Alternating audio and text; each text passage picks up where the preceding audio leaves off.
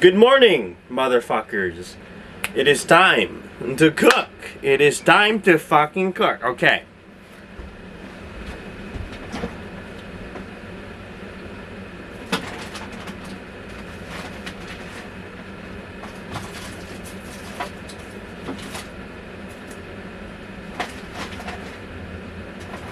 Ah, there it is.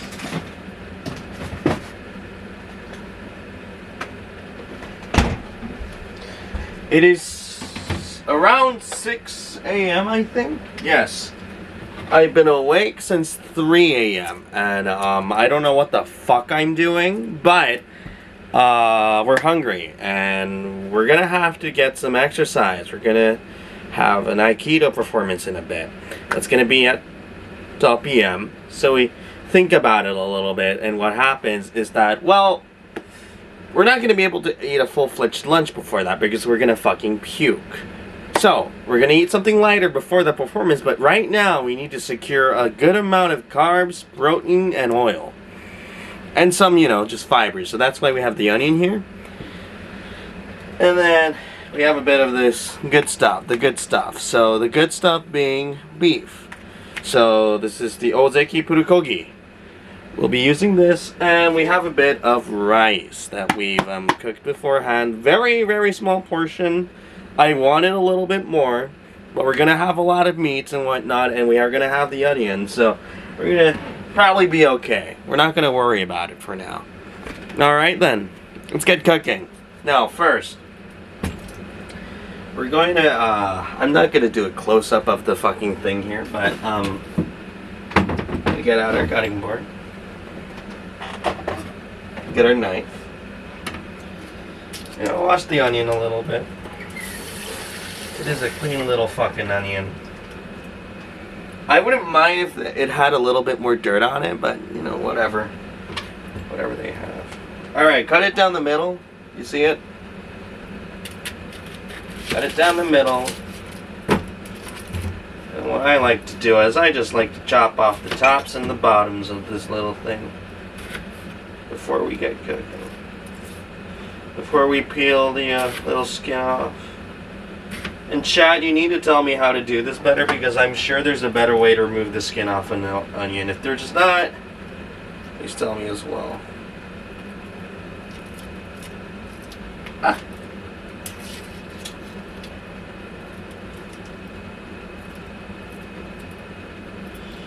Today I was planning on going to a club event, but it turns out my friends, we're all not really interested in that, the event anymore, because they keep calling the fucking boring DJs. Like, there's nothing wrong with the DJs themselves, but the issue is that, well, they've stopped really innovating in their sound.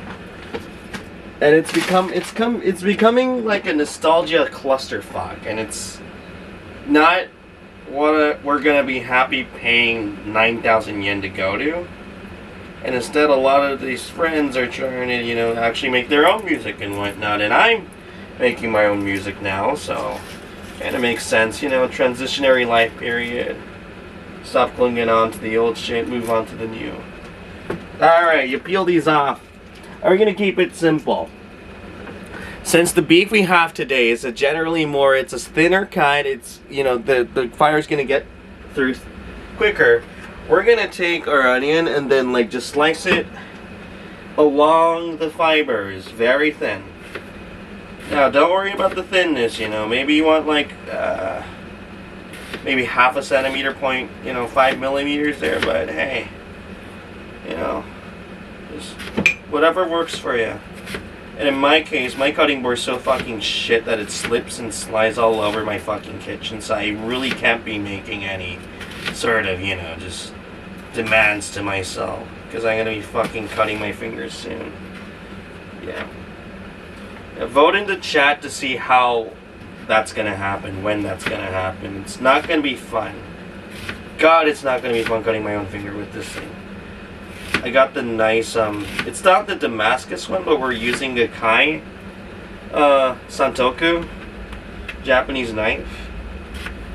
Very sharp. I sometimes sharpen it. We'll do a sharpening video sometime, but it's a little You know, sharp little boy. Sharp little boy. It's absolutely beautiful. Alrighty then. Okay, now I'm just gonna. I like to just throw in ingredients into a cup like this, especially you don't have too much space in the kitchen. Don't worry about it. Just wash the cup once in a while and you're fine. And like, I only cut onions. Like, that's the thing. I really only buy onions. Onions and potatoes I fucking love. Because potatoes, like, they're a really great alternative source of carbs. When you're like, like right now Japan is going through a massive price hike in rice that doesn't seem to be going away. I'm expecting, due to the weather conditions this year, that the rice harvest is going to be absolutely abysmal. We're not going to have enough rice. So instead we're going to have to start considering, okay, what we're going to do, what are we going to do if we don't have rice? Like, how are we going to eat? And when that comes, well, I mean, rice has a lot of enzymes in it and whatnot that help you digest. It has a lot of unique amino acids that apparently East Asian folks really benefit from. But so we're gonna use rice as more as a way to just secure that, and instead not like make it like our main staple. In fact, we're not gonna make a main staple. We're gonna use whatever the hell's available. Just like, wartime back then, Japan has a long history of actually surviving using potatoes during famines and whatnot. And the most recent instance being, I believe, well, the most major instance being World War II in the Pacific War, when they rationed all of the rice out to the troops.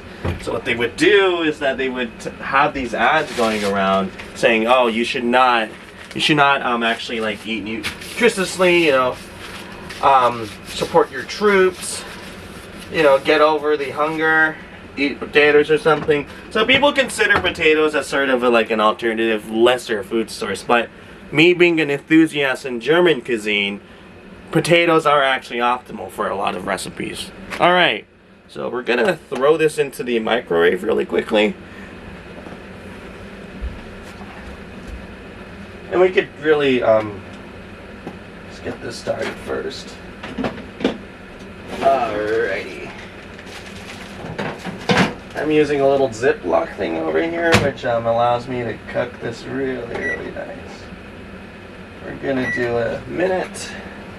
And in the meantime, I have a stupid fucking, the power in my apartment is so badly wired that using the microwave and my IH cooker at the same time fucking kicks the breaker dead. It is not fun. It is not fun cooking like that, really. It's fucking terrible. Alrighty. Let's open this up. One thing I'm happy about, actually, like taking a break from work and whatnot and like cooking and actually learning about what to eat, is that supermarkets really, really love going on discounts. You can expect 20% off on something. And the game becomes basically, hey, don't expect to buy something exactly, don't set a recipe before going, and instead you go to the supermarket, find whatever is really cheap, and then you cook with what you have. Instead of like trying to go and just like, having expectations before going. And I guess the same can be said about a lot of other things in life. Don't go in with like, weird expectations. We're gonna have to kind of scrub this really quick. Using our handy dandy stick to wash it.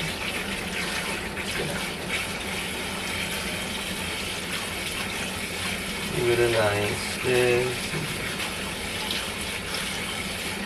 There we go, that'll work. Yeah, I fried some chicken nuggets in the frying pan last night. So that's, I forgot to do anything to it after.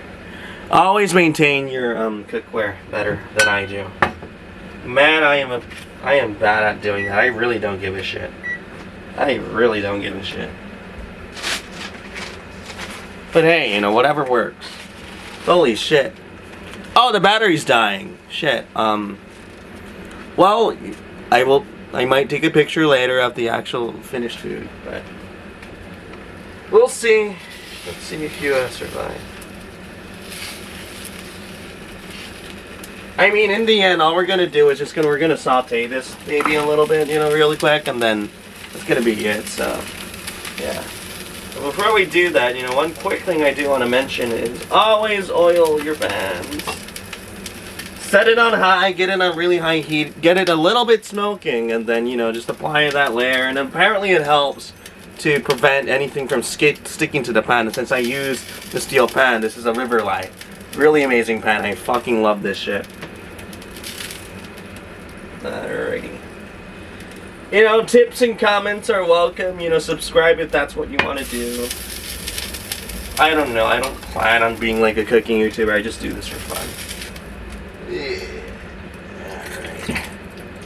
I also have, I usually use some rice bran oil, but this time I'm just using random canola oil I found at the convenience.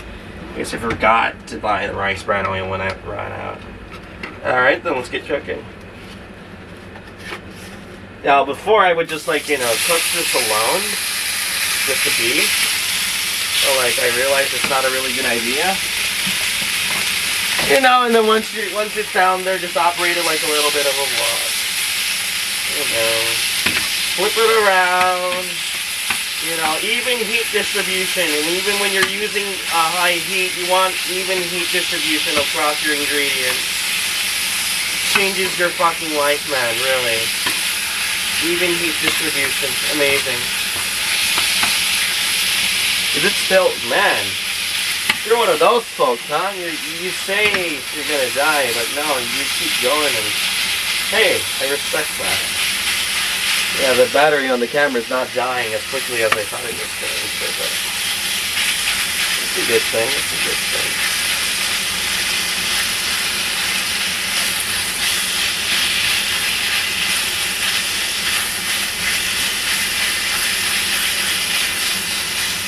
Now, it's beef, so don't worry too much about, the risk of undercooking it. We're going to put it on high heat, and then once it's half cooked, so you're seeing, yeah, you want to see, it clumps up a little bit in the refrigerator if you leave it in there. So, what you're going to want to do is to just kind of, get it so the fiber's in here. If you can see, well, here you show. If you can see, what you're going to do is make sure it's kind of like that, It's not clumped up. It's even heat distribution, and it's starting to kind of cook nicely. Now that's the sign you want to see. Let me place it back here. Alrighty. And now once it's like that, you're going to want to add your onions. Whoop. That's a lot of onions. Now push the onions to the bottom of the pan. Use a spatula to get overturn the meat and then put it over the onions. I think there's a better way to do it. I should be using a bigger pan, but I can't afford one, so fuck you.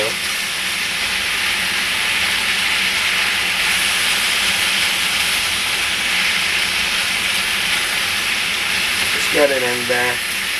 Or we're gonna, just finish up this dish into a gyudon style. Beautiful things cooking right now. Yeah. Very nice, very nice.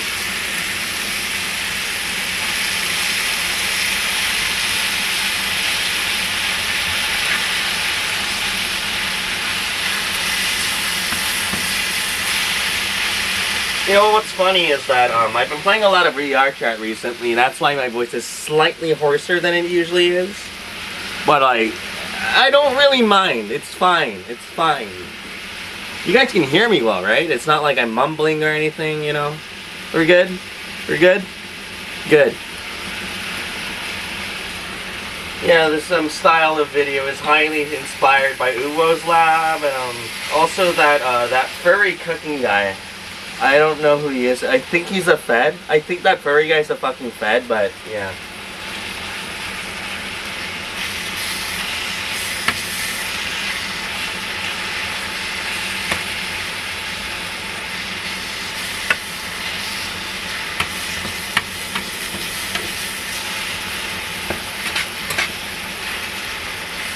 So So what you're gonna want to do, especially when cooking these thinner slices of meat and onions and whatnot, you're gonna have a lot of nice juices and whatnot, but you're not gonna want it to stick too much to the pan. So feel free to kind of scrape it off. I like to do that.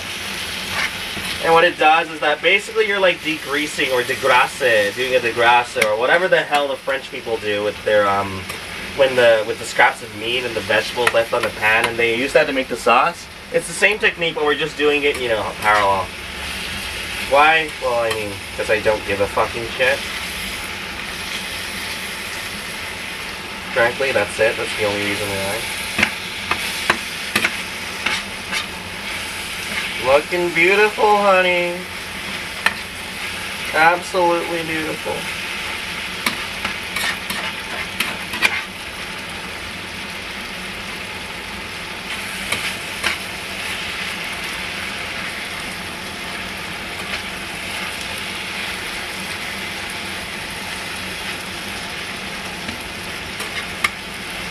And when you determine when a dish is ready to eat, well, like, you just, you know, it's not burnt.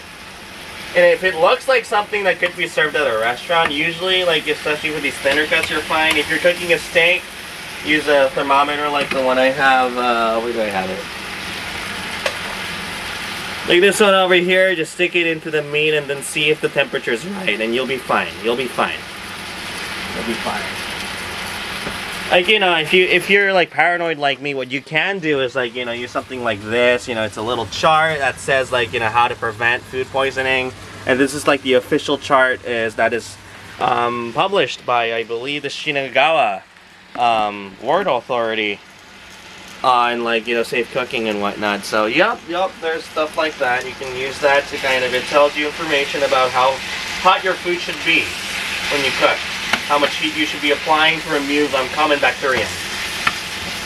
Is, you know, you're mainly dealing with just bacteria when you're dealing with food poisoning. It's very rarely viruses and whatnot. There can be norovirus and whatnot. They're very, very, very dangerous. Especially if you're running restaurants and whatnot, you don't want the cross-contamination. Now, you know, concerning kitchen practice, some of the things I did in this video are inappropriate. So if you're running a restaurant, if you want to be more professional about it, you're cooking for your family or you're cooking for your friends, you know, consult other videos for that. I'm not an expert. I've only worked at, you know, I was never in the kitchen. I was more of a waiter guy, but, like, hey, come on, hey. You've worked at a McDonald's before, right? They teach you about this stuff. Just follow the protocol there. Alrighty, just get the rice in there now. Very nice. And then on top, we have our bulgogi onion whatever thing. Fucking beautiful. Absolutely beautiful, my friends. Look at that.